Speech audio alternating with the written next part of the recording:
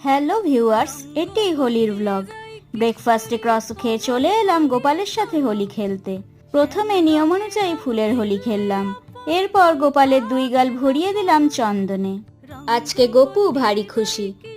গপুকে 7 রঙে রাঙিয়ে হোলি খেলা শেষ করলাম। রং মেখে গপুকে বড্ড মিষ্টি লাগছিল। স্নান পর্ব শেষ হবার পর আমিও গপুর হাতে আবির মেখে নিলাম। লাঞ্চে ছিল ফ্রায়েড রাইস ও আলুর দম। পরদিন ছিল আমাদের বর্ধমানের হোলি। আজকে গপুকে জল রঙে রাঙিয়ে দিলাম। বর্ধমান রাজ পরিবারের প্রথা মেনে হোলির দিন ঠাকুরের সাথেও হোলির পরদিন মানুষের সাথে হোলি খেলে বর্ধমানবাসী। আমি কিন্তু গপুর সাথে দুদিনই হোলি খেললাম।